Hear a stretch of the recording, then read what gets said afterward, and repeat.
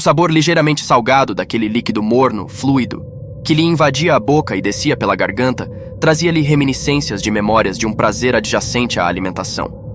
Algo mais do que a satisfação de uma necessidade básica de sobrevivência. Eram recordações perigosas para alguém na sua condição. Nunca voltaria a ser o que antes fora e desejá-lo retardava a sua evolução dentro da forma atual. Este fraquejo, momentâneo, trouxe-lhe uma revolta interior, que logo se transformou em irritação.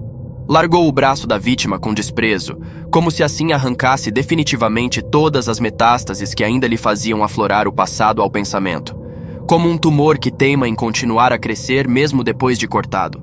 O sangue jorrou da artéria, sujando-lhe o rosto e a roupa. Estava ainda viva? Mais algumas golfadas de sangue emergiram daquele braço inerte. A sua mão direita ainda apertava aquele pescoço frágil de mulher.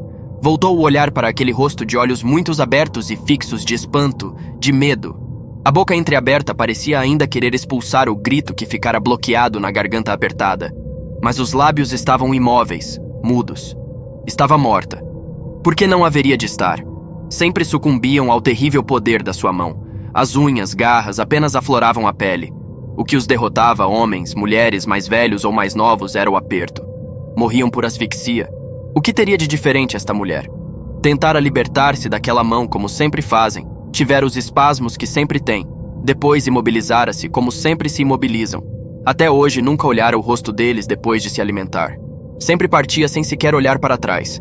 Tê-lo feito deixava-o pouco à vontade. Não gostava de alterar a ordem habitual dos acontecimentos. A imagem do rosto daquela mulher levou-o novamente ao passado em que, envolto numa névoa tênue, outro rosto de mulher lhe sorria, lhe dizia palavras que não ouvia, mas adivinhava o significado. Desse rosto parecia sentir um calor que passava para o seu próprio rosto, uma suavidade que acalmava o seu espírito. Estendeu a mão para o acariciar. Então o rosto contorceu-se. O sorriso deu lugar a uma expressão de terror, e os olhos, que antes pestanejavam suavemente, tornaram-se fixos e enormes. Via a sua mão destroçar aquela garganta. Queria parar, mas a mão possuía uma vontade própria. Inexpressivos, ainda rolaram algumas lágrimas antes do calor dar lugar ao frio. Frio. O presente era um corpo frio. O seu, que se alimenta tornando frios outros corpos. Por que o atormentavam agora estas memórias?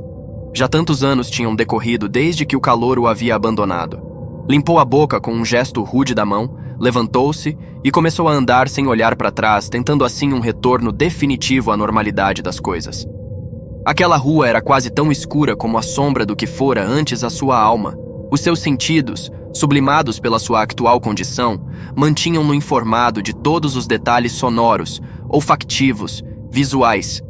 Sabia que não havia ninguém ao longo de todo o caminho. Ao fundo, numa pequena janela, cintilava uma luz fazendo distorcer a imagem do contorno do telhado.